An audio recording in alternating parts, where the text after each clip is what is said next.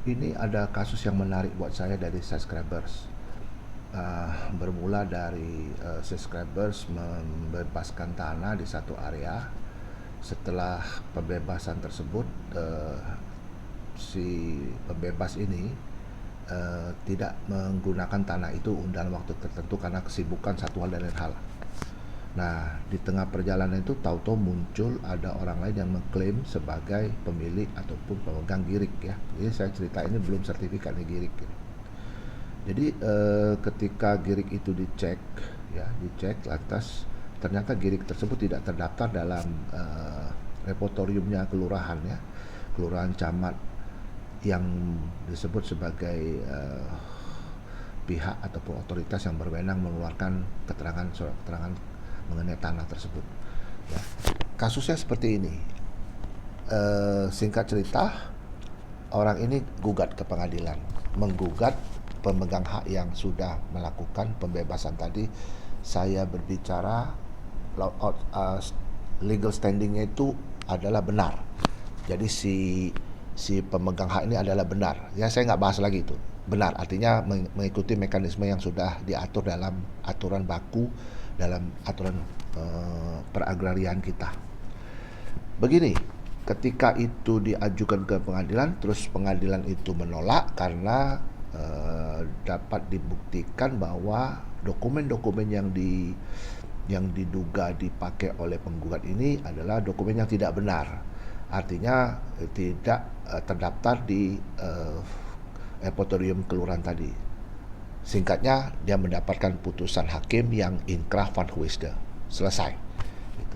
Lantas nggak berapa lama lagi digugat lagi dengan hal yang sama. Itu namun dicari jalannya itu dengan bukti-bukti yang ya hampir sama, tapi kayaknya itu sama seperti itu ya. Di samping juga yang bersangkutan melaporkan yang pemegang hak yang sama itu ke pihak kepolisian. Alhasil tetap ditolak, lantas yang di kepolisian juga ditutup karena kepolisian sudah menyidik kasus ini dan sudah bisa membuktikan bahwa data-data yang diberikan itu adalah hal yang tidak benar ataupun palsu ya seperti itu. Nah ini pertanyaan menarik, Pak, ini kok negara kita ini kok lucu ya Pak katanya. Kok orang bisa dengan serta-merta menggugat siapa saja ya dengan menggunakan secari kertas yang nggak tahu juntrungan dari mana itu. Ini pertanyaan yang menarik gitu loh. Nah konsepnya begini dalam pemikiran doktrinnya itu di proses pengadilan. Pengadilan itu tidak bisa menolak siapapun yang menggugat. Masalahnya apakah gugat itu diterima atau tidak, itu kan dalam pemeriksaan hakim seperti itu. Namun yang agak menggelitik saya ketika ditanya kenapa kok orang bisa menyerahkan satu lembar kertas saja kok bisa jadi gugatan mengerjain lah istilahnya mengerjain si yang punya hak ini seperti itu ya kan. Nah ini menurut saya ini perlu ada terobosan baru untuk merubah pola tata cara menggugat di pengadilan itu loh. Nah yang pertama mungkin yang mungkin bisa dilakukan itu dibuat aturan oleh Mahkamah Agung bahwa gugatan itu harus diperiksa dulu oleh satu tim ataupun yang disebut dengan tim khusus sebelum itu dimasukkan dalam hukum acara. Karena jangan sampai pengadilan itu mengadili hal yang sia-sia gitu loh.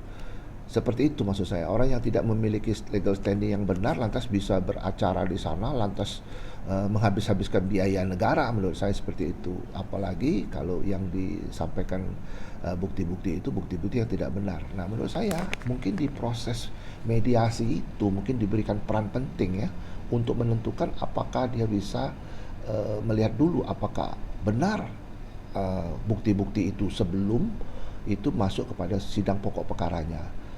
Ini yang paling penting mau saya sampaikan itu adalah kita harus benar-benar berpikir ada terobosan supaya jangan sampai peristiwa-peristiwa seperti ini terjadi terus dan berulang-ulang gitu loh.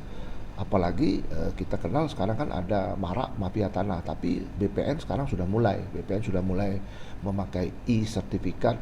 Menurut saya layanan BPN ini sudah sangat banyak berubah dan sangat baik sudah ya. Saya mengalami itu di kantor agraria, kantor Badan BPN-nya Jakarta Barat, melayani untuk peningkatan hak, memperpanjang hak itu cepat sekali dan murah meriah ya.